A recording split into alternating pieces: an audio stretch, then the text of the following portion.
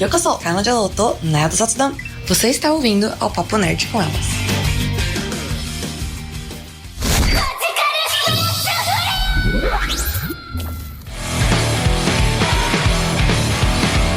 Olá, sejam bem-vindos a mais um Papo Nerd com elas. Eu sou a Carolzita e hoje vamos falar sobre aquele que gerou polêmica durante pelo menos 2 semanas antes da sua estreia. Vamos falar sobre Demon Slayer, Castelo Infinito. E pra falar hoje, vocês já ouviram a voz dela. Pra falar sobre isso, temos Lívia. Oi, gente, boa noite. E Cakes. Estou animada, gente. Gosto muito de ver anime no cinema de um modo geral e a experiência de Demon Slayer foi bem legal, então a gente vai falar sobre isso no programa de hoje. Exatamente. Eu tô aqui pra falar de shounen de lutinha, olha só. É um fato meio inédito, né? Que coisa. As pessoas vão descobrir um lado meu que elas não conhecem, quem sabe. Vamos começar aí falando sobre o que é Castelo Infinito. Bom, pra quem não sabe, o Castelo Infinito é o castelo do Muzan, em que ele joga todo mundo. Joga não, né? Tipo, porque eles caem, né? Dentro do castelo. Caem dentro do castelo do Muzan. Tanjiro, todo mundo ali, Zenitsu, Inosuke e todos os Hashiras caem lá dentro. O Tanjiro vai ter que enfrentar o Akaza. É basicamente a história bem resumida. Bem resumida, né? Você vai passando por vários chefões até chegar no chefão Ultra Mega Blaster, que é o Muzan. Que é o Michael Jackson. Que é o Michael Jackson. Eles caem no castelo pra enfrentar agora as luas superiores, né? Exatamente. É onde pau vai torar. Esse é o primeiro filme de uma trilogia. Então aí temos mais filminhos de anime no cinema pra galera assistir. Nada como dados aqui oficiais, pra vocês terem uma ideia do tamanho que é esse filme. Ele já ultrapassou a marca de 555 milhões de dólares com a vendas de ingressos, chegando entre as 10 maiores bilheterias de 2025. E a maior arrecadação global de anime e a maior bilheteria mundial de uma produção japonesa. Ultrapassou o Quarteto Fantástico, primeiros passos aí, que foi a aposta do verão da Marvel pros heróis. Então, assim, animes já maiores do que heróis, é isso. Exatamente. Muito grandioso. Os humilhados sendo exaltados. Primeiro, vamos começar... Vamos já ir pra polêmica? Vamos, porque antes de estrear já teve a polêmica. Alguns dias antes da estreia oficial, veio aquela bomba, né, da classificação indicativa para maiores de 18 anos e aí foi uma confusão danada. Exatamente. Acho que é bom até deixar esclarecido para as pessoas. Muita gente falou, nossa, mas a classificação saiu só agora. Todas as classificações indicativas saem na semana anterior ao lançamento do filme. Não foi uma sacanagem com o Demon Slayer ou qualquer coisa assim. Cubro cinema há muitos anos. Trabalhei, 10 anos fazendo cobertura jornalística de cinema. E quando eu descobri isso também foi meio espantoso. Porque eu achei, nossa, sei lá, com meses de antecedência, o Ministério Público já, enfim, tem contato com o filme, consegue classificar e, não, sempre foi assim, sempre foi em cima da hora. Já teve casos em que isso deu problema, casos semelhantes, mas acho que dentro, assim, do nosso hall, do que a gente comenta, acho que Demon Slayer foi a maior celeuma que tivemos até o momento. É porque o público desse anime em específico é um público muito adolescente, muito infanto-juvenil. O que na minha concepção aqui, eu acho que tá um pouquinho equivocado, porque o próprio anime, ele no streaming, na Crunchyroll e na Netflix, a classificação indicativa dele é 16 anos, o que já engloba aí alguns temas um pouquinho mais delicados, pesados, violência gráfica. E a classificação indicativa do mangá também é 16 anos. Então nunca foi um produto voltado para criança. Sim. Totalmente. Mas você vê muita crianças mesmo, não vou dizer adolescente, com menos de 12 anos, sabe? Com 8, 10 anos. A gente, você vê menina de 6 anos vestida de Nezuko. Eu falo assim, tomara que seja porque os pais gostam e não porque ela viu e goste, porque, assim, o maior ponto, eu acho que, pra entender isso e até por essa questão da classificação, é porque eu acho que é diferente também, quando leva pro cinema, do assistir em casa. E aí foi muito do que eu conversei com as pessoas, que assim, em casa, às vezes você tá vendo de dia, às vezes, sei lá, você pausa, se o pai tá vendo junto, espero que estejam pais, você pode avançar uma cena ali que é mais tenso ou qualquer coisa assim. O cinema, o meu ponto que eu fiquei a criança não vai se divertir, ela vai ficar com medo. Você tá num ambiente escuro, todo fechado, e você tá ali por 2 horas e 30 e poucos, que o filme é longo, com muitas cenas densas. E aí eu fiquei tipo, cara, uma criança com menos de 10 anos, 10, 11, assim, 12 pra frente eu já acho que tá perdido na vida. Mas Mas até 11, a criança não vai se divertir. Ela provavelmente vai ficar com medo de vários momentos ali. Não vai ser uma coisa legal, sabe? E tem uma complexidade também que a criança ela não vai entender. Então ela vai estar vendo muita cena de luta, muita cena colorida, muita cena violenta, mas sem estar entendendo o real contexto daquilo. E eu tô falando aquilo, falando de crianças. E só um adendozinho, eu trabalho na esfera pública, então esse tipo de decisão é feita baseada no quê? No bem-estar coletivo. Não é uma decisão que vai prezar pelo bem de um indivíduo específico. Então... Ou pela bilheteria do filme, ou por qualquer coisa assim. Esse não é o ponto disso, sabe? Não, é pela coletividade. É uma medida que visa um bem-estar coletivo, não individual. Então não adianta dizer, mas o meu filho, ele entende, ele tá acostumado a assistir filmes de terror, ele tem maturidade, porque isso não é sobre o seu filho, é sobre toda uma comunidade. E aí eu acho que isso é um ponto ótimo que você trouxe, Nívia, que é o ponto pra mim dos adolescentes, que é também ter a maturidade pra saber fazer essa diferenciação. Tipo, eu estou vendo um entretenimento, uma obra ali, você pode ficar muito imerso, mas o adolescente, 12, 14, eu acho que de 14 pra cima, ele já consegue fazer essa diferenciação mundo real e do que tá acontecendo. A criança, ela vai embarcar muito. E assim, é o tipo de trauma desnecessário, sendo que, novamente, se você quiser ver em casa depois, aí cada pai se responsabiliza por seu filho, e você pode criar um ambiente um pouco menos imersivo pra criança assistir ali. Aí, dentro da sua casa, com a sua TV, aí você decide. Se agora, como a Nívia falou, é um evento que vai nos cinemas, aberto ao público e tudo mais, precisa ter um controle diferente do que o streaming, sabe? Sim, com certeza. Vamos situar a galera. Gente, esse filme foi transmitido no cinema, tá sendo transmitido nos cinemas por IMAX. Quem não sabe, IMAX, né, é uma super tecnologia aí do cinema. Som alto, tela grande, tudo. Tudo pra ser completamente imersivo. E a animação também, tudo ali, não só o som como a animação, feita pra você estar dentro, pra você estar ambientado nesse castelo, entendeu? Sim. Você ouve ossos quebrando. Tripas penduradas, muitas.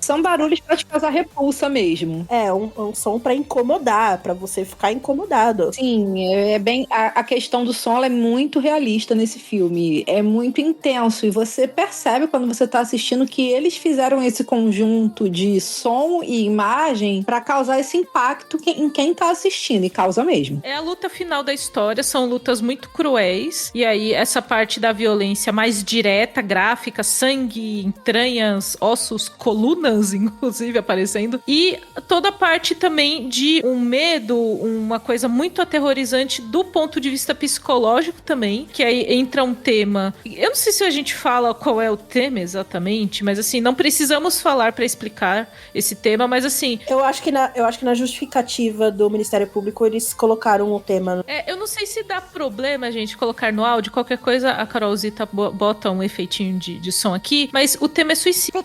E aí, é outro ponto, novamente, que o jovem vai conseguir, talvez, ter uma diferenciação disso, e entender dentro da história, isso aconteceu e tal. Você vai ter que explicar pra uma criança por que tem uma coisa muito gráfica ali na tela. Talvez ela não entenda, talvez ela fique muito assustada, e aí você vai ter que ter essa conversa, às vezes, que não precisava ter em uma certa idade, sabe? E é um tema, novamente, que ele vem mais de uma vez. Não é uma coisa tipo, citou uma vez e tal. Não, gente, ele é parte da narrativa e ele faz parte de uma construção e eles falam mais de uma vez, tipo, aconteceu tal coisa. E os contextos do porquê acontece, né? Do que levou a pessoa a cometer o ato. Isso é colocado dentro de contextos que, pra quem ainda tá amadurecendo, é muito complicado de você absorver aquilo e se distanciar. Sim.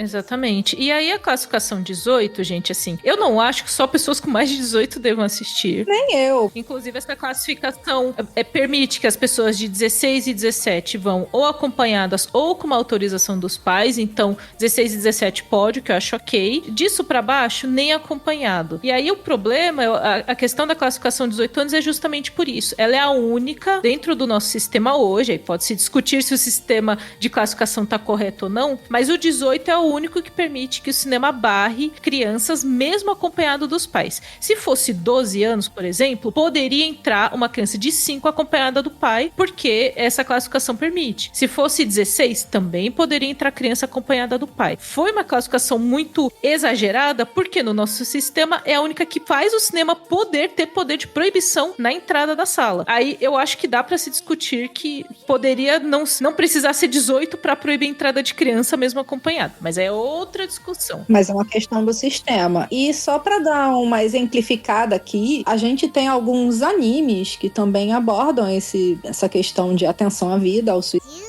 Por exemplo, Given e A Voz do Silêncio, eles têm uma classificação indicativa de 18 anos, justamente por causa disso. Sim. Se eu não me engano, Banana Fish também, mas Banana Fish também entra em outros temas muito sensíveis. Mas Given e A Voz do Silêncio, especificamente, eles não têm, assim, elementos muito pesados que justifiquem essa classificação indicativa além disso. E muita gente reclamou, e eu entendo que algumas pessoas reclamaram com razão, mas aí eu fiquei numa autorreflexão assim, porque muitas pessoas questionaram, por que a classificação é essa se não tem nem sexo explícito nem nada? Então, assim, a única coisa que considerariam razoável pra impedir as crianças seria sexo explícito. Exato, tipo, tudo bem suicídio, peitinhos não. Gente, não, né, por favor. Toda essa violência, esses contextos, tudo isso é aceitável pra uma criança, sexo explícito não. Óbvio que sexo não é, que isso não é uma coisa que tenha que ser trabalhada, mostrada ainda para menores de idade. Eu concordo que não é. Mas por que se tem tanto cuidado em relação ao sexo e não se tem esse cuidado em relação à violência? Exatamente.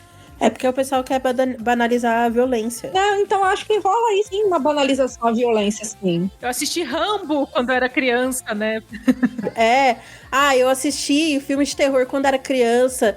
E ninguém cresceu traumatizado, que não sei o quê. Imagina se tivesse, né? Imagina, nossa geração cheia de maluco. A questão é que a gente, e eu digo isso da minha parte mesmo, que eu assisti tudo que assisti, gente, vi sim todas as cenas gráficas, eu achei suave, som. Eu achei de boas. Priscila Ganix estava do meu lado se contorcendo, eu falei, por quê? Porque eu já perdi a sensibilidade. Então é importante a gente não colocar assim a nossa linha de sensibilidade, o que a gente vê de boa, e achar que é a mesma para adolescentes, crianças, tudo é diferente, não é a mesma coisa. Sim, é uma geração diferente também. Com certeza, mas a gente vê aí que existe uma banalização da violência e muitas vezes até uma exaltação da violência quando ela está em certos contextos. Se o argumento é de que a violência nessas histórias ela não pode influenciar os jovens, eles não podem ser influenciados por essa violência, por que isso não se aplica, por exemplo, para quando tem um desenho animado com um casal queer? Como foi o caso de Steven Universo, por exemplo. Uhum. A violência, ela não pode influenciar, mas qualquer tema relacionado à identidade de gênero ou orientação sexual tem poder de influenciar, uma conta que não fecha. Exatamente. Eu imagino que deve ter sido frustrante pra muita gente, assim, muitos relatos de, poxa, comprei pros meus sobrinhos, tá todo mundo empolgado e tal, mas eu acho que é o momento de você pensar realmente no bem-estar daquela criança, daquele adolescente que tá ali perto de você, se aquilo realmente é o melhor pra ele, e provavelmente a criança vai ficar chateada, mas depois novamente. Ela esquece. Depois bota pra assistir a temporada de novo e tal. E quando for pro streaming, em casa, um dia de tarde, pulando mais cenas ali, aí você pega e assiste e tá tudo bem, sabe? Faz uma versão com corte, sei lá. Exato. Eu acho que não foi... Depois de assistir ao filme, eu não acho que foi exagerado, não. Eu entendi. Entendi quem reclama, como a Nívia falou, também entendo. Eu entendo a frustração de muita gente, mas é isso que você falou. O sistema, talvez o sistema seja falho, talvez o sistema precise de uma revisão. Uhum. Mas foi a única forma que encontraram de barrar a falta de bom senso de algumas pessoas de colocar uma criança de 7 anos de idade pra ver aquilo ali. Eu vi um vídeo de uma mãe que ela não comprou ingresso antes, ela foi até a porta do cinema com a filha já de cosplay. A filha de cosplay de... Eu ia falar aquela que...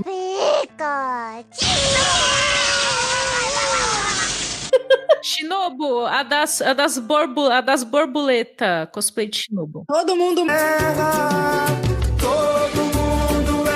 sempre, todo mundo vai errar. Spoiler. Eu entrei no Reddit pra ver alguns dados e eu sofri uns spoilers. Ih, não deveria. Não deveria ter entrado, Carolzinho. Eu sofri uns spoilers. Mas enfim, essa mãe entrando com a filha, ela foi e perguntou se realmente era 18 anos, se ela podia entrar com a filha, e falou que não podia entrar, tudo mais. Isso no shopping em São Paulo. No mesmo vídeo, nos comentários, eu vi muita mãe falando que conseguiu entrar com o filho porque mora no interior dos Cafundé, do Judas lá, e no cinema ninguém barra nem nada. Não importa qual seja a classificação do filme. Então, assim, sim, teve gente que assistiu. Eu vi nos comentários, eu não sei se era um comentário real mesmo, mas falando, eu tenho 9 anos e eu assisti online esse filme. Então, assim, já tem online. O povo consegue um jeito de assistir mesmo, sabe? Mesmo essa preocupação, né, com a classificação, essa preocupação de você tentar preservar um pouco, né, as crianças. Mas aí nenhum órgão regulador vai sofrer represália. Exatamente. Inclusive, cinemas, é bom dizer, acho que para os ouvintes que não têm essa noção, com a classificação maior de 18 anos, se ele deixa entrar e a mãe fala, olha, não me barraram, que é diferente de um outro caso que teve, e você fala, não me deixaram entrar, esse cinema pode ser responsabilizado, inclusive. Então, existe uma questão nisso de realmente tem consequência. É isso que eu quero dizer, tem consequência se você entra no cinema. Agora, teve caso em São Paulo de que o cinema, que é o famoso vídeo de chamar a polícia pra tirar as crianças do filme de anime. Porque a mãe, mesmo sabendo a classificação, teimou e entrou. O cinema não conseguiu barrá-la fisicamente, né? Tipo, segurar e falar não entra. Eles falaram não entra, não entra, não entra. Ela entrou. E aí ela gerou até um efeito manada de outras famílias que estavam ali sem poder entrar e falaram, mas se ela entrou, eu também vou. E aí deu um problema, chamou a polícia e saíram, gente. Então, assim, existem consequências. Não teve sessão pra ninguém naquela hora, tiveram que tirar. Exato. E se tem cinema que deixou entrar e tiver denúncia, o representante desse cinema é chamado pra depor e falar, como assim? Você não pode fazer isso. É o que eu falo, não. A responsabilidade não cai só no CNPJ da rede de cinemas, ela também cai sobre o CPF, sobre a pessoa que descumpriu a lei, porque a lei vai com a palavra do teu chefe, amigo. Exato. Quem é o gerente no horário dessa sessão? Eu sei que muita gente se gabou de ter entrado em sessões, né? Tipo, olha vocês, seus tontos, eu consegui entrar com meu filho. Pensa no bem-estar do seu filho, e até uma coisa que a gente conversou no grupo, de tipo, até o exemplo que você dá pro seu filho, de tipo, olha, tem uma regra e eu burlei e estou me sentindo feliz com isso. Tipo, tá tudo errado, né, gente? É. Eu e a Carol aqui, a gente como mães, a Carol vai poder estar comigo nessa, eu acredito que ela vai concordar comigo. E isso se volta contra a gente, porque você mostra pro seu filho que ele não precisa seguir uma regra se não for conveniente à vontade dele. Então, quando aquela regra vier de você, como é que você espera que ele respeite? Ele vai falar, mamãe, naquele dia você entrou, né? Sim. Não adianta você querer dizer, mas comigo vai ser diferente, porque não é assim que cabeça de adolescente funciona, gente. Pô, pelo amor de Deus. E até pra você acabar criando... Cara, você tá criando uma pessoa. Mesmo que ele não quebre nenhuma regra estando sob o seu teto, a hora que ele sair do seu teto, ele vai quebrar a regra e quem vai ensinar pra ele não vai ser mais você, vai ser a rua. E não vai ser maneiro. Exatamente, exatamente. Nossa, a treta do Castelo Infinito, gente, começou com a treta da classificação infinita no Brasil, assim, foi muito maneiro. E do jeito que as pessoas são, vai todo mundo esquecer o que aconteceu, vai esquecer os argumentos e vai ter todo o mesmo auê de novo, tenho certeza. Toda essa mesma coisa de tudo de novo. Agora vamos ao filme. Alguma de vocês leu o mangá? Li! Tava preparada para o que aconteceu ali? Sim! A Carol não, né? Não lê.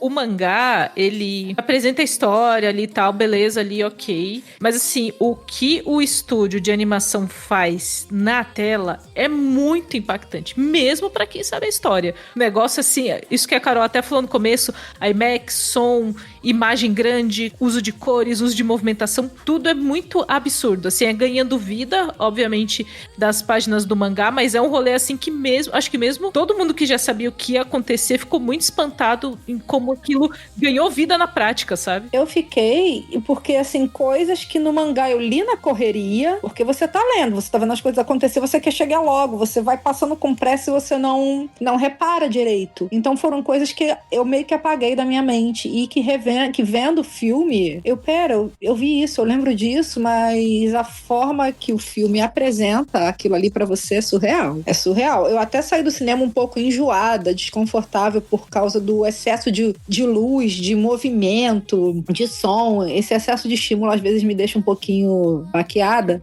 mas dava pra ver como era coreografado a cena de luta junto com a trilha sonora. Foi um trabalho muito cuidadoso.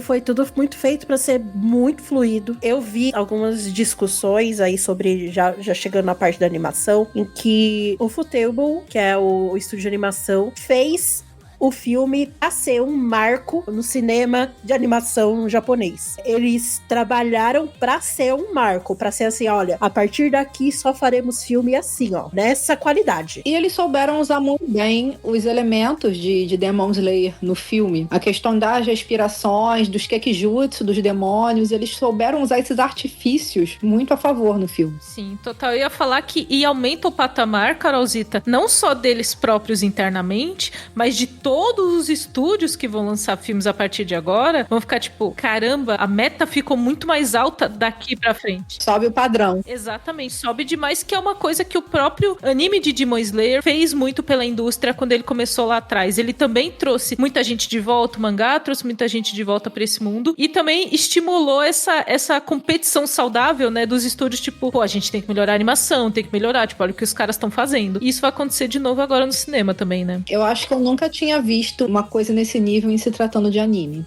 E assim, eu sou uma senhora de 34 anos. Eu gosto de Demon Slayer. Demon Slayer me traz muitos sentimentos positivos, apesar de todas as tripas e carcaças que aparecem na tela, porque eu acompanho a indústria de anime há muito tempo e eu lembro de VHS do filme do Cavaleiros do Zodíaco, sabe? Eu lembro de assistir anime na Manchete e era divertido e tal, e eu nunca imaginei que ia chegar no que tá, sabe?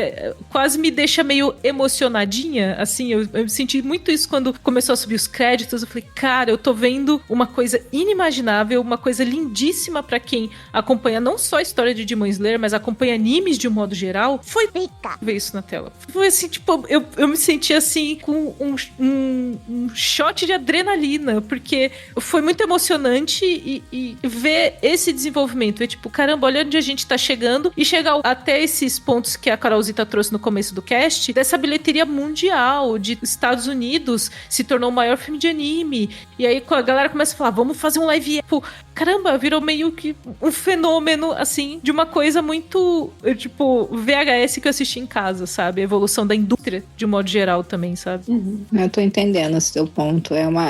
A gente, bem ou mal, se sente valorizado. Exato. É bonito ver que, assim, as histórias japonesas, elas me tocam muito por vários temas que o próprio Demon Slayer traz e trouxe nesse filme de novo, que é o que nos torna humanos, o que nos torna monstros, como essa linha é muito mais tênue do que a gente imagina. E aí aqui a gente teve até uma humanização demais dos rolês. Mas eu adoro esses temas e é legal que as pessoas estão começando a ver mais, quem não assistia, que é muito preconceituoso, tipo, anime, não sei o que, sabe? Não quer assistir porque é anime. E eu acho legal que também é uma coisa de você sair um pouco desse ciclo muito estadunidense europeu de assistir coisas. Tipo, eu só ver história americana, só ver filme do Homem-Aranha. Não, gente, tem que ver outras coisas pra você ter repertório. Então, ainda que seja, assim, uma grande farofada, uma grande montanha-russa de batalhas bonitas, que seja uma porta de entrada também pra muita gente falar, pô, vou voltar a assistir animes, vou assistir animes, que histórias tem aqui, sabe? Porque é uma forma diferente de contar a história e de você conhecer também outras culturas, outras coisas que...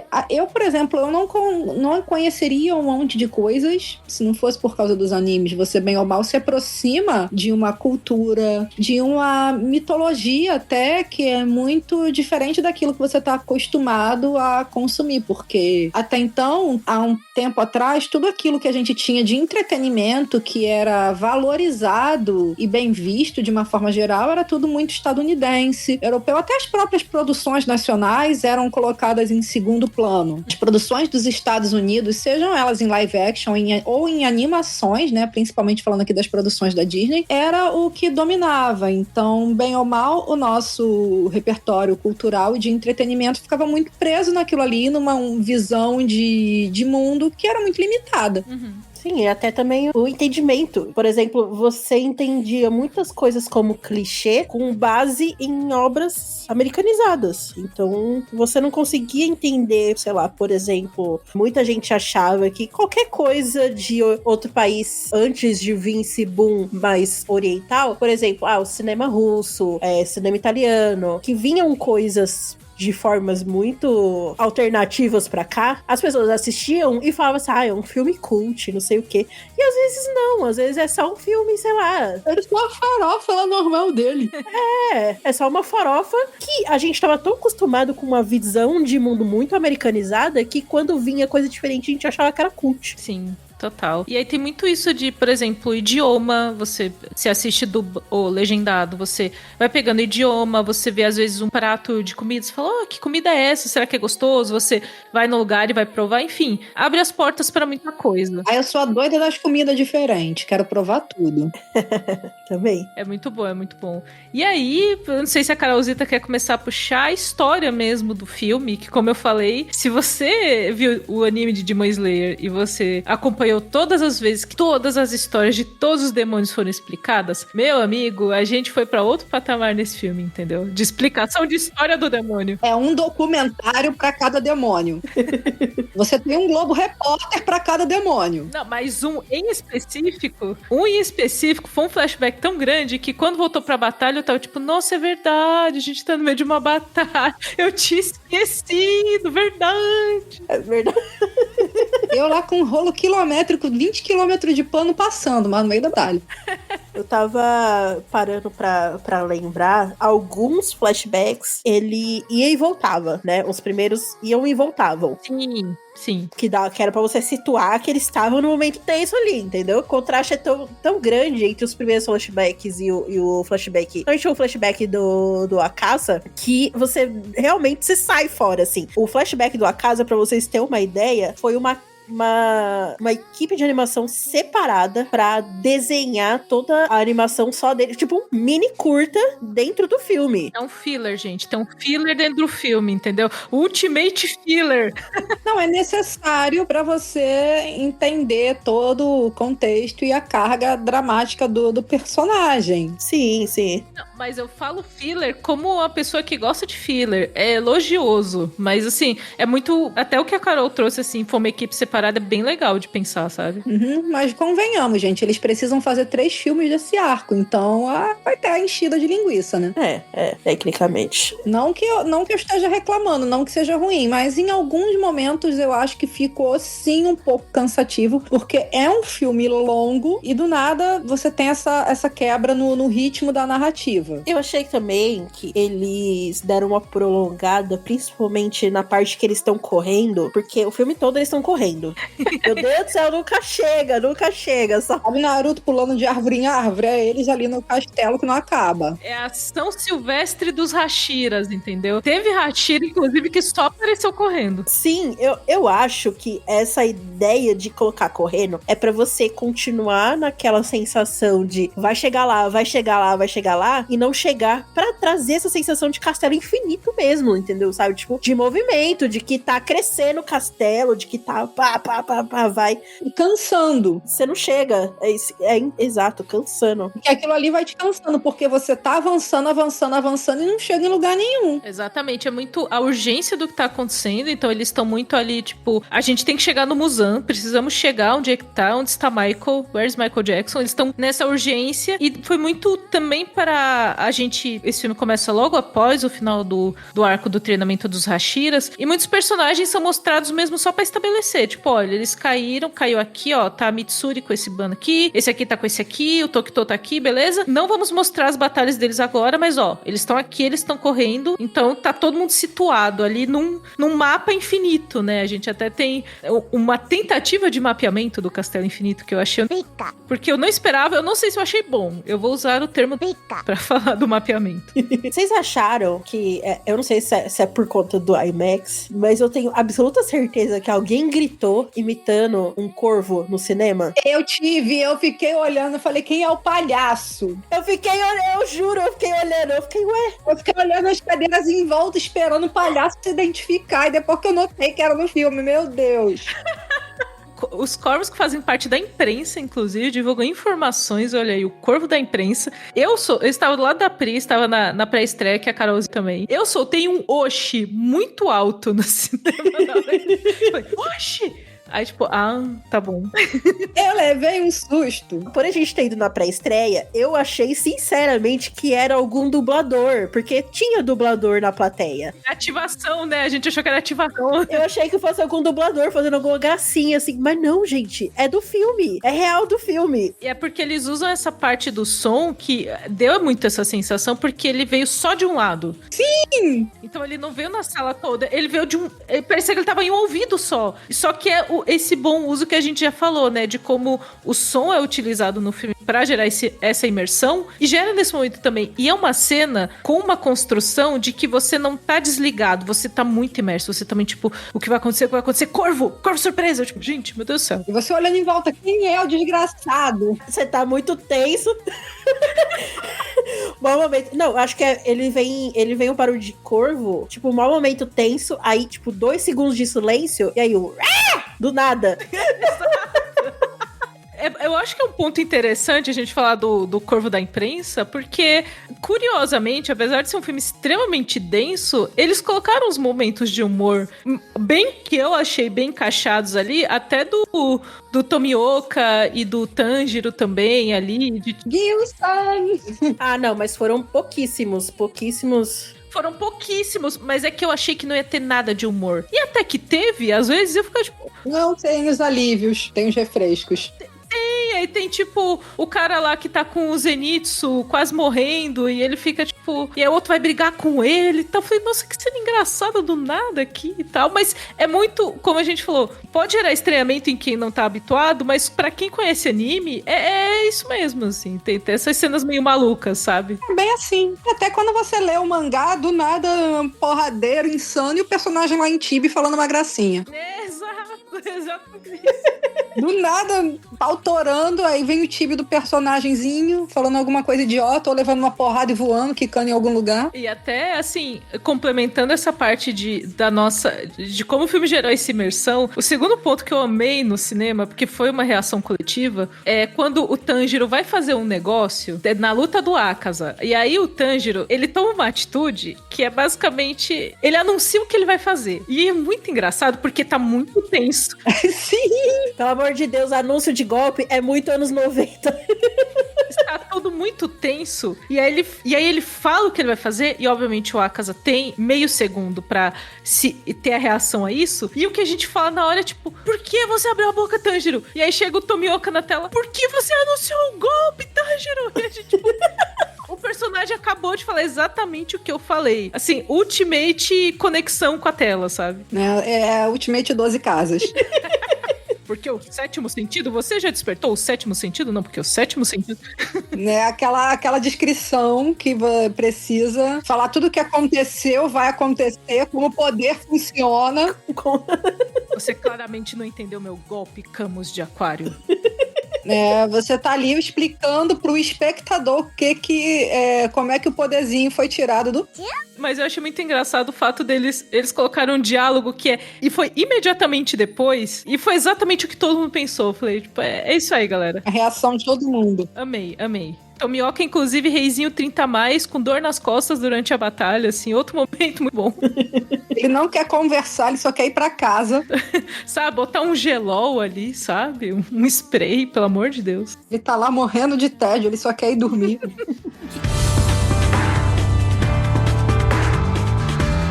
O que vocês acharam do flashback do Zenitsu? É, que ele, na verdade, ele tinha uma ligação com aquele rapaz e tal, eles treinaram junto, e aí o cara era mais talentoso que ele, as coisas e tal. Assim, eu achei a parte, inclusive é uma das partes que tem o tema do Sweet, que o avô, ele se mata de desgosto ali e tal, é um negócio bem tenso. As pessoas ficaram me perguntando, ei, saiu gostando mais do Zenitsu? E não, eu continuo detestando ele, pra mim não mudou o patamar do personagem. Achei bonitinha a cena, quando ele reencontra o avô ali num além-vida, entre aspas, assim, pô, achei bonito pra caramba aquela cena e tal.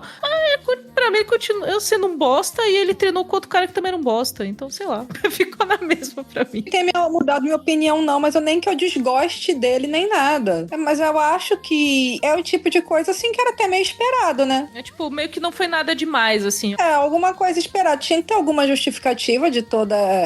que ele só usar a primeira forma. Então... tinha que ter uma justificativa pra esse drama todo que ele tinha.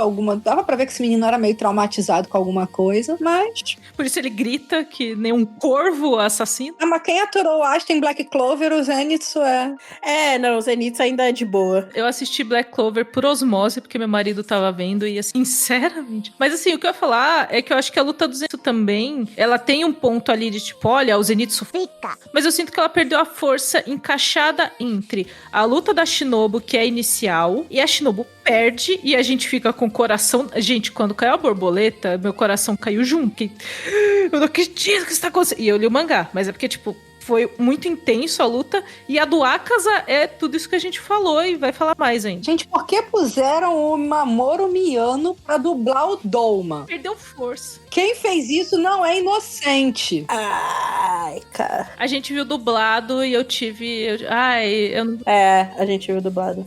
Eu vi legendado, eu vi no idioma original e eu queria destacar aqui que a ideia de colocar o Mamoru Miyano pra dublar o Douma não foi inocência, não foi. Porque você pegar um dos voice actors mais queridos pra fazer um personagem tão detestável e o tom que ele deu ali, nossa senhora, dá até nervoso. Como que é, mais ou menos, no áudio original? É um tom mais assustador? Como é que foi? Não, na verdade não. Vocês sabem de qual dublador eu tô falando, né? Sim, sim, sim. Então ele tem aquela voz suave, aquele jeito de falar descontraído, e ele levou isso pro demônio. Então a forma que ele fala, aquele jeitinho, com aquela vozinha e fazendo aquelas atrocidades, e que casa muito bem com a personalidade dele, porque na cabecinha dele o que ele tá fazendo é lindo. Então ficou sensacional, Aí você sai daquela cena destruidora dele com a Shinobu pra ir pra do Zenitsu, então eu acho que justamente por ter saído daquilo ali não teve tanto impacto. Pra você ter uma ideia, eu tava com a impressão de que a do Zenitsu veio primeiro, porque eu tava com a impressão de que era, tipo, a cena mais fraca,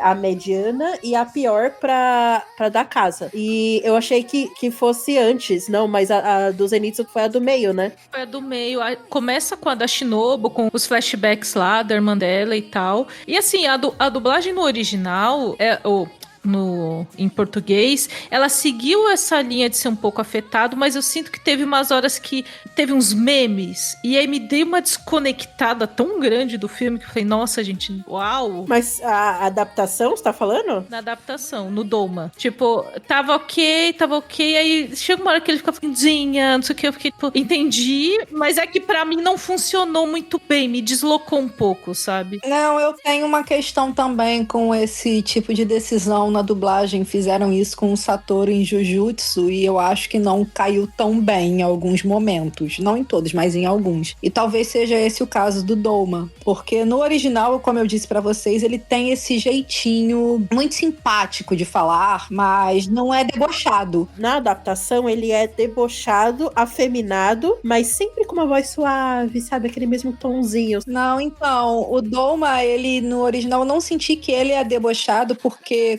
na personalidade dele, na cabeça dele, o que ele tá fazendo é muito nobre. Então ele tem um sentimento genuíno de que está salvando aquelas pessoas. Então a forma dele falar não é debochada. Eu senti um pouquinho disso, algum momento que ele fala, tipo, ai, achei tóxico. E eu, tipo, nossa, gente, você saiu do Twitter.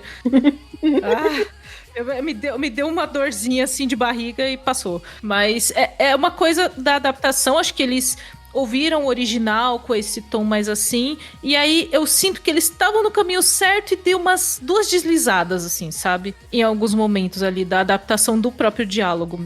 Porque quando ele começou a falar, eu falei, meu Deus do céu, não acredito que é esse homem. Ele começa a falar, as calcinhas caem.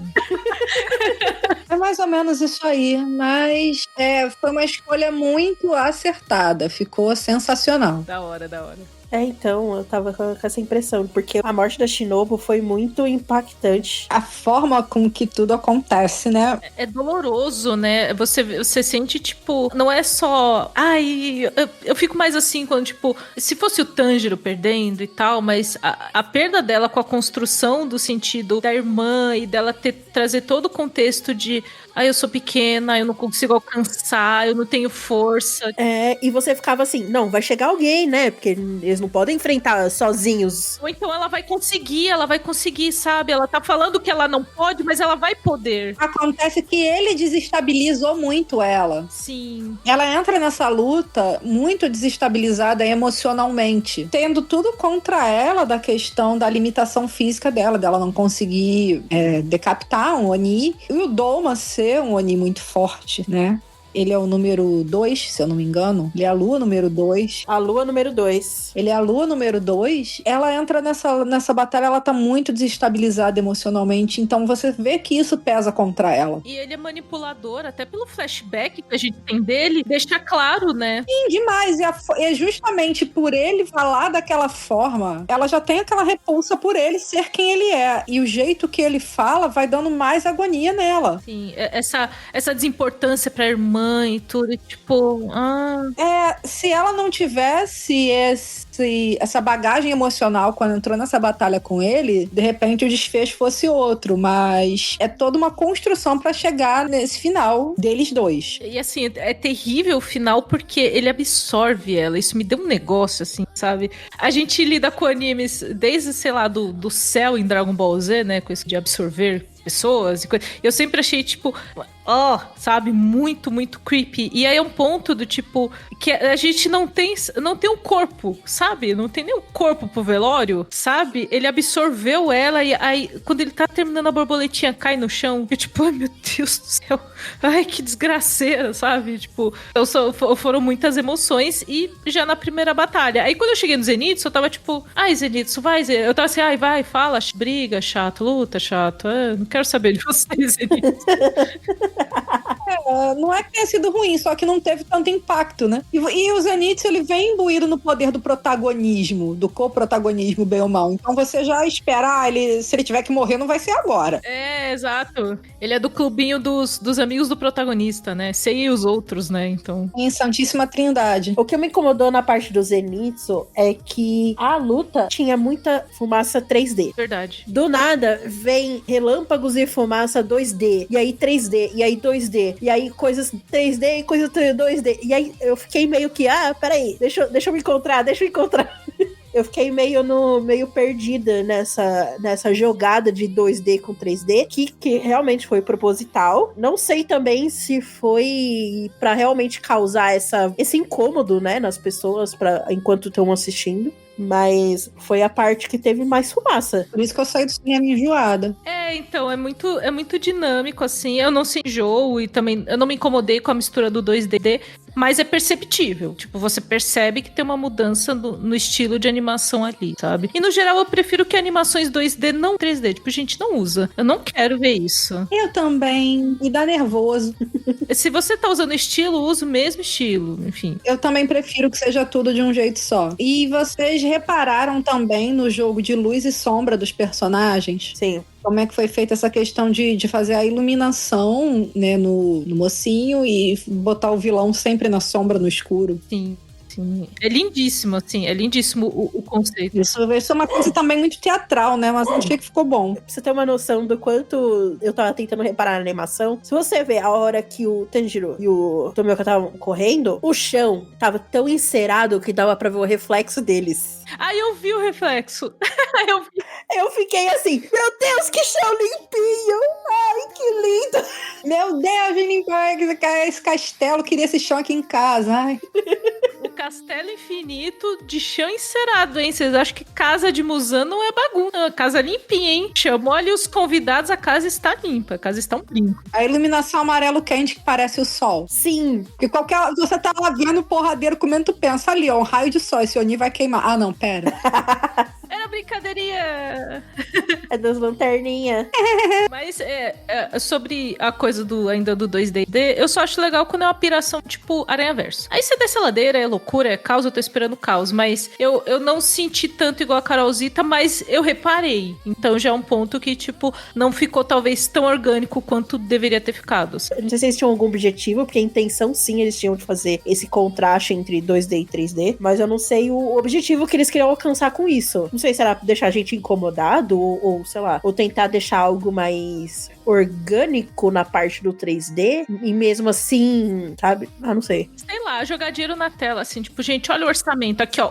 Isso é uma coisa que dá pra dizer, hein? Você pegar o orçamento desse filme, assim, ó, dinheiro, ienes caindo da tela. Eu falei assim, nossa, gente, dá pra ver o dinheiro aqui que vocês gastaram, deu pra perceber claramente o investimento e tal. E eles estão tendo esse retorno, né? Então, se eu não me engano, eu tava vendo, eu não vi direito especificamente os números, mas ele já tinha, assim, se pagou, mais do que se pagou, duplicou, triplicou o valor que foi gasto, foi que foi. O gasto eu não sei, mas o que foram mais de 550 milhões de dólares em bilheteria. Isso pode aumentar. Deu lucro, vai vender bonequinho pra caramba. Por favor, atenção colecionáveis. Ele ainda tá em cartaz, o boca a boca tá sendo positivo, porque a maioria das pessoas que tá saindo do cinema tá falando bem, então ele ainda tem uma atração de ter um pouco mais de bilheteria ao longo das semanas. Eu não acho que ele chega no Superman. Superman fechou com 615 milhões mundial. Uhum. Não sei se ele vai ter essa força, mas eu tinha visto alguma coisa que ele ia estrear na China. Então talvez tá se dinheiro, os amigos, dinheiro. Então, e é muito isso que você falou, Nível, de tipo, vai ter colecionáveis e tal. E já tem tanta coisa de Demon Slayer e agora vai ter mais. É o paraíso otaku, sabe? Não, vai ter mais. O que você vai vender de coisa licenciada, porque vai dar um boom. Então tu vai fazer bonequinho da edição tal, vai fazer figure, vai ter colecionável e tudo que surge depois. Coleção de camiseta na Riachuelo e por aí vai. Atenção, licenciamentos. Mas assim, eu estou inclusive pensando em fazer um cosplay, talvez da defunta, da morta. Eu não sei, eu gosto muito da Shinobu. Talvez um cosplay da pessoa morta, mas tudo bem. Tô pensando. Eu acho que o cosplay dela tão lindo. Eu acho lindíssimo. Eu adoro o cabelo roxo. É lindo, é lindo. E assim, seria muito legal o cosplay de Hashira. Muito da hora. Uhum. Então é isso, né? Vai estimulando, assim, a gente que já conhece a história, já conhecia a história, e quem tá chegando. Inclusive, em algum dos grupos que eu tô, alguém falou, dá pra assistir Castelo Infinito sem ter visto o anime? Eu falei, olha... Então. Não, melhor não. Vamos lá. A pessoa assistiu e ela falou: eu entendi que eles estão no lugar e aí essas estão lutando. A pessoa entendeu o raso, então ela entendeu os flashbacks, tipo, esse cara que é o vilão. Mas, por exemplo, ela não entende o peso que o Akaza tem de um modo geral pra história do Tanjiro, por todo o negócio do Rengoku, mais. Então, você entende ali a superfície da história, eu acho. Mas é bom dizer, inclusive, a gente até falou spoiler, quem tá ouvindo com certeza já assistiu, mas ele é um filme que não tem resumo no começo. Ele não é aquele filme de anime que, tipo, vamos contar como chegamos aqui. Não tem, então. Como não é chegando, não. É 20 minutos de personagem caindo do céu e depois o pau torando. Exatamente. Ele começa imediatamente o final do treinamento dos Hashiras. E a cena inicial já é linda, né? Mostra ali mais um cemitério, praticamente, com o Hashira das rochas. Assim, uma cena lindíssima. É a única cena mais, sei lá, assim, intimista do começo, pra só dar um contexto pra gente que assistiu, de como aconteceu o plano que aconteceu no final do arco dos Hashiras. E depois é taca-lhe pau, meu filho. É taca-lhe pau. E é isso. Já é bem dinâmico. E provavelmente, quando o próximo filme começar, vai ser assim, nessa mesma paulada. Vai ser imediatamente após, assim, a gente vai ver a Mitsuri correndo com o Obanai e a gente vai botar outro, vai ser ela com o Obanai, entendeu? Vai ser exatamente assim. E vai ser contínuo. Quando estrear o próximo filme, vai ser porradeiro infinito. Porradeiro infinito. E aí, gente, a previsão inicial é que esses filmes saiam a cada 2 anos, que foi... A gente tá mais ou menos 2 anos do anúncio do Castelo Infinito, então, em teoria... Uma projeção é 2027, 2029. Estaremos 100 horas, mais 100 horas ainda aqui falando de anime. Mas você, pra quem não viu o anime, dá tempo, né? Dá tempo de ver o anime, de ler o mangá, dá tempo de botar tudo em dia, né? Então. Dá tempo, o mangá tem o quê? 25 volumes. Não é? Não é muita coisa, não. Não, mas tranquilo. Bom, vamos pras notas, então? Antes da gente ir pras notas, eu gosto muito dessa brincadeira narrativa e com a brincadeira com a nossa percepção. Demon Slayer faz muito isso. Então, você odeia um personagem pra depois você gostar ou ter algum mínimo de empatia por aquele personagem. Exatamente, você odeia ele. Aí alguém chega e fala, olha só, mas ele é assim por causa disso e disso e disso. Aí você, ai, mas tadinho. Eu acho que às vezes exagera, porque eu acho que às vezes, tipo, nem tudo precisa ser explicado. Às vezes eu só quero um vilãozão mesmo, Só mal. sabe? Daquele raizão, assim. Mas eu entendo que é o estilo da história e é uma coisa que me cutuca muito pra eu pensar também no que eu tô vendo. Eu adoro quando a história, ela não me dá razão, ela me dá uma sacudida. Uhum. Eu gosto de ter essas surpresas narrativas. Não a surpresa do É bom. Corvo Gritante. O Corvo Gritante foi uma surpresa muito inesperada.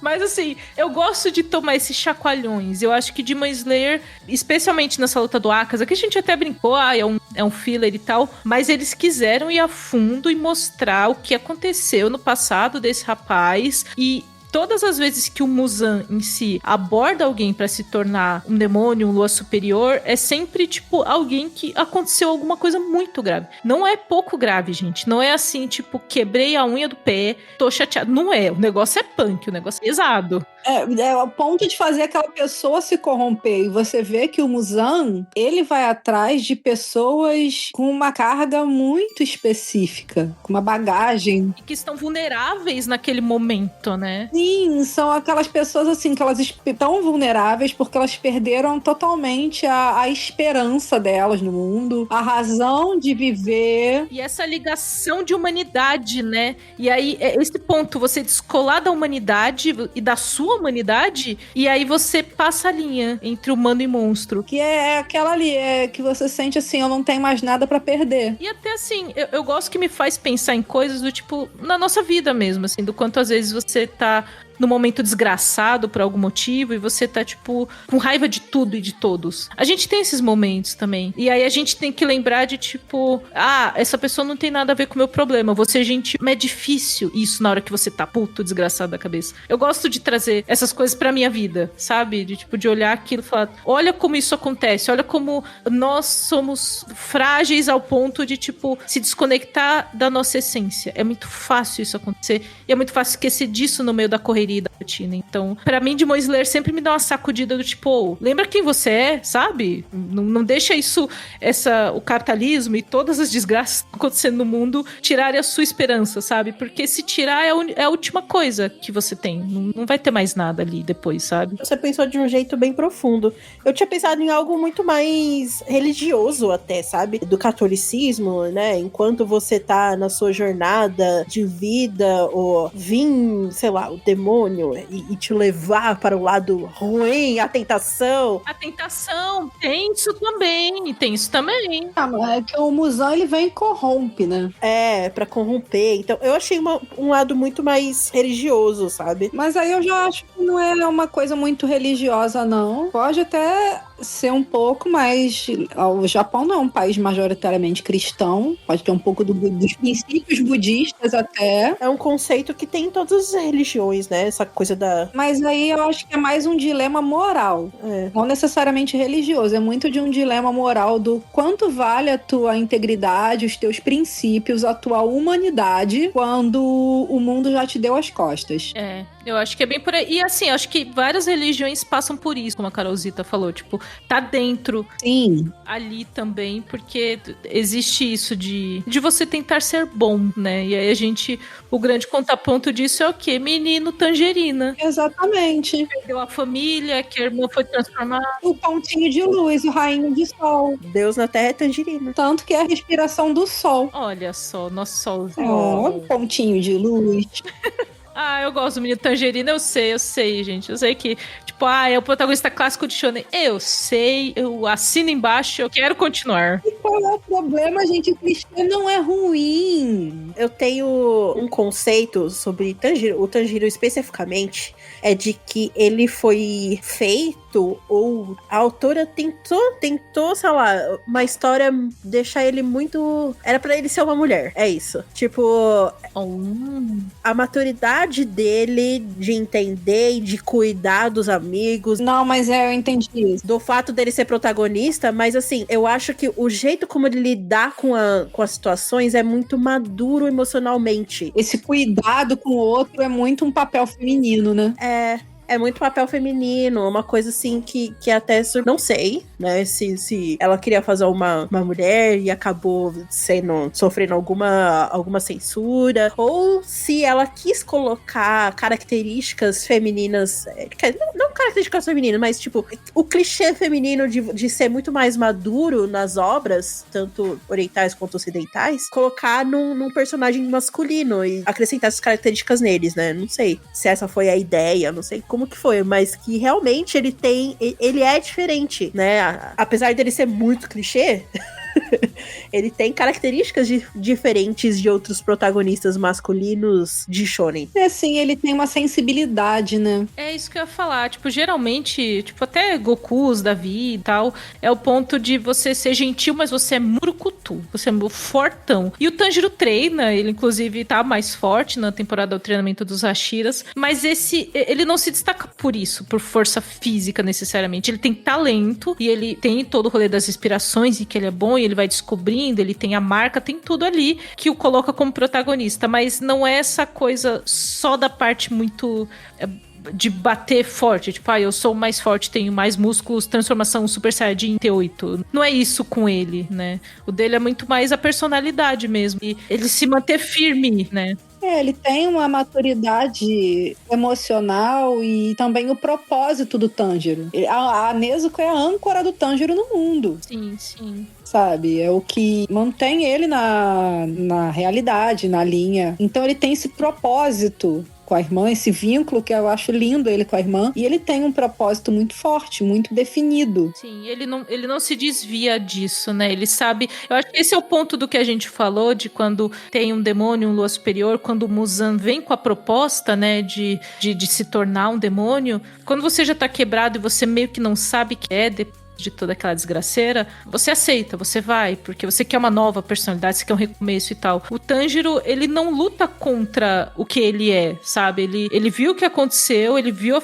que a família morreu e ele, tipo, vou fazer algo sobre isso, e ele não perde o fio dessa meada, sabe? Tipo, esse aqui é meu caminho. Ele tem certezas, né? Tipo, de quem ele é, da personalidade dele, sabe? É um acerto da mangaka, porque Demon Slayer, na época, fez um sucesso absurdo e tava muito no auge quando foi anunciado, olha, o mangá tá acabando, daqui a 2 volumes acabou. E todo mundo, quê? Como assim? Como assim? Porque todo mundo achou que a história fosse se estender. Sim. Mas eu achei que foi uma decisão acertada dela, porque ela contou a história que ela queria contar. Então, o Tanjiro, ele se manteve muito coerente ao longo da história, né? Ele não perdeu o rumo, ele não se desviou com arcos, 1000 histórias inventadas. Foi uma coisa linear. Teve começo, meio e fim, mas ele se manteve firme no propósito dele, que era proteger a minha irmã e trazer ela de volta. E foi acrescentando outras coisas de, enfim, ajudar os Hashiras, enfim, foram se juntando ali. Proteger outras pessoas, de ajudar outras pessoas. Um objetivo muito claro de combater algo ruim. E aí é um rolê que, assim, muita gente acha que o Tanjiro é meio flat, assim, meio raso por causa disso, porque ele não muda, ele não muda esse foco, ele continua firme, embora ele amadureça. Mas é uma coisa que eu gosto, assim, em um mundo como a gente tem hoje, com tanto cinismo, o personagem que ele não é cínico de forma alguma, eu gosto dele, eu gosto de ler sobre ele, ter esse escape, sabe? Também gosto de personagens que são cinzas, que tipo, você é o mocinho ou você é o vilão, eu gosto legal. Mas o Tanjiro, ele é quase um abracinho, assim, sabe? Da mesma forma que ele é dentro da história, quando os Hashiras vêm o Tanjiro, tipo, o Tanjiro chegou, tipo, todo mundo gosta dele, sabe? Eu gosto dele fora das páginas aqui também, é a mesma coisa. É difícil, porque, assim, um personagem que é muito bonzinho, mas não é trouxa. Embora ele, às vezes, ele sinta mal, tenha um sentimento ruim, sempre que ele precisa matar um Oni, porque aquele Oni já foi uma pessoa, ele não hesita na missão dele, ele faz o que ele tem que fazer, mas em momento nenhum ele se sente bem com essa violência. É, exatamente. E porque ele tem essa natureza que é muito boa. Mas isso foi crescendo ao longo do desenvolvimento do anime, né? Porque no começo ele hesitava, assim, de cortar, exatamente por essa... Ah, mas no comecinho ele hesitava porque ele era frouxo, porque ele nem conseguia bater em ninguém, né, coitado. Ele viu todo mundo morrer, né? Acho que tinha um medo de morrer também, né? E aí esse ponto que a Nívia sempre fala, de tipo, é muito dele, eu não posso morrer porque eu tenho que cuidar da Nezuko. Então muito dele e recuar também era por saber o norte dele, do tipo, eu sou a única pessoa que vai proteger a Nezuko. Exatamente, ele sabe. As pessoas vão caçar ela porque ela é meio Oni e ela... Então assim, eu não posso morrer aqui, eu não posso morrer pra esse cara. Eu vou fugir e vou hesitar, mas tipo, por quê? Porque eu não posso morrer. A Nezuko precisa de mim, sabe? Ele tem esse senso de sobrevivência por causa da irmã dele. Eu não sei se é isso também que me deixa muito ele com cara de mãezona, sabe? É, também, porque ele é muito irmãozão, né? É, a partir do momento que você se torna mãe, eu acho que o seu maior medo é você deixar seus filhos sozinhos, sabe? Tipo... Sim. Não estar mais aqui por ele, assim, sabe? É, tipo, meu Deus, quem que vai criar meus filhos? Quem vai, sei lá, limpar a bunda do meu filho? Ai, quem vai fazer a sopinha que ele gosta? Quem vai, sabe, assim, tipo, quem vai lembrar que ele precisa, sei lá, pegar o casaco antes de sair, sabe? Essas coisas, sabe? É um pensamento muito... É, que eu tô entendendo onde a Carol quer chegar, e sim, é exatamente assim. Sim, total. Mas é justamente essa personalidade dele. Ele vem de uma família com muitos filhos, e sabe-se que nessas famílias com muitos filhos, os irmãos mais velhos assumem muito essa função de cuidado. Já dizia o Chris, né? Quando os pais têm mais filhos do que pais, um filho tem filho, né? Ele carrega, ele entende que ele tem uma responsabilidade agora como chefe da família. Ele pensa agora, a minha obrigação, a minha responsabilidade é proteger o que sobrou da minha família. Sim. E até... Só retomando antes da gente ir pras notas, uma coisa que a Nívia falou de a história tem começo, meio e fim e tal. Mas assim, gente, o que deve chover de proposta na mesa desta mulher, eu só fico imaginando assim, sabe, Next Generations, Demon Slayer, Pudding. Então, nossa, deve ter uma quantidade gigantesca de propostas. E se tal personagem com o personagem casasse e tivesse um filho? E tipo, a gente tem o encerramento da história e dava pra continuar pra caminhos, sabe? Se ela quiser, ela faz, mas... Mas ela não precisa. Essa é a delícia de fazer um trabalho bem feito, fechadinho. Tipo, se eu quiser eu faço, mas não precisa. Tá completo o que eu fiz, então tá tudo bem, né? Tá tudo bem, vou fazer outras coisas. Acho que pra ela também deve ser até, tipo, um encerramento de ciclo, sabe? Eu não sei em que momento da vida dela ela começou a história de Demon Slayer e talvez ela queira encerrar esse ciclo da vida dela, entendeu? Tipo, algo muito a ver com a vida pessoal dela, que a gente não sabe, ninguém sabe. Que até pouco tempo atrás a gente não sabia nem que era uma mulher. E eu acho que é muito isso, sabe? Talvez ela queira encerrar esse ciclo. E tá tudo bem, tá no direito dela, sabe? Fez uma ótima história, deve estar nadando em dinheiro, vai vender muito boneco, muito filme, muito álbum de figurinha, por aí vai, então... Nossa senhora, muito. Tá podendo reclamar, não. Mas deve chover proposta nisso. Olha, eu não daria um 10, eu acho que eu daria 8 de 10, porque eu acho que os flashbacks, em algum momento, eles foram um pouco maçantes, um pouco cansativos quando você tá numa sala de cinema escura com ar-condicionado, vai dando vontade de fazer xixi, e aquilo ali vai te desgastando um pouco. E também, né, como a Carol falou dessa mistura às vezes do 2D com 3D, aquilo ali me incomodava em alguns momentos, eu dava assim, eu particularmente não gosto muito, mas no geral, os pontos positivos assim do filme, eu acho que a combinação das cenas de ação com a trilha sonora pro cinema foi muito acertada, deu um impacto danado, e eles souberam explorar os recursos de ação do mangá, souberam trazer isso muito bem pro filme. É uma experiência diferenciada assistir isso no cinema, com certeza, do que assistir na televisão em casa. É uma experiência que, pra quem puder assistir isso numa tela grande, numa sala dessas IMAX, vale a pena sim, mas não vou dizer que foi perfeito. Como a gente usou de 0 a 10, então vou usar a métrica de 0 a 10 também. Eu dou 8,5, queria muito dar um 9, nessa métrica de 0 a 10, mas eu acho que ele é uma ótima transposição pro cinema do mangá. Eu acho que me deu muitas sensações, um espetáculo, é uma celebração de tudo isso, até que eu falei desse histórico dos animes e tipo, olha aqui onde a gente chegou, que incrível ver tudo isso, mas eu acho que ele se perde um pouco em fazer realmente um formato de filme com 3 atos, clímax, conclusão. Ele se perde, ele ainda é muito episódico, apesar dele ser apresentado como filme. E é uma questão de narrativa, de adaptação mesmo pra mídia, cinema, e não por... vamos fazer isso aqui para depois a gente cortar em episódios. Eu acho que precisa evoluir um pouquinho disso para acompanhar a evolução visual que tem. Então, essas coisas me incomodaram um pouco, que se traduz em tudo isso. Flashback muito longo e tudo, porque ele não tá ainda muito formatado exatamente como um filme. Mas a experiência foi incrível, eu sempre me divirto vendo anime no cinema, é sempre muito legal. Então, apesar dessas coisas, tirei só 1,5 pontinho, então 8,5. Devido a uma estreia aí na semana, eu baixei a minha nota de Kimetsu pra 8. Ele ainda é excelente, ele é lindo, ele é um filme lindo, ele é um filme reflexivo. Ele, tipo, faz você parar pra pensar. Eu parei pra pensar em muitas coisas, principalmente na história, sabe? Por trás de cada Oni, sabe? E me fez temer as próximas luas, e me fez temer ainda mais e saber ainda mais sobre a história do Muzan. Lembrando que eu não li o mangá, eu não sei. Por ele me trazer essa expectativa de que, meu Deus, cada Oni tem uma história muito pesada, muito densa, sabe? Você trazer aquilo pra sua vida, gente, meu Deus, o que vem por aí? Qual mais Onis tem uma história tão pesada assim? É chocante se você parar pra pensar no que vem por aí. Mas sim, poderia ser um pouquinho menor, poderia ter sido um pouquinho menor esse filme. O formato dele de ser assim, bem longo, não sei. Tudo bem que eu não vi o tempo passar, mas eu senti que realmente demorou, que eu levantei já meio com as pernas meio doloridas, assim, sabe? Tipo, de muito tempo sentada. É um filme muito bonito e denso de você assistir, mas essa coisa do 2D com 3D, sabe, me incomodou. Eu acho que podia até ter tirado, sabe,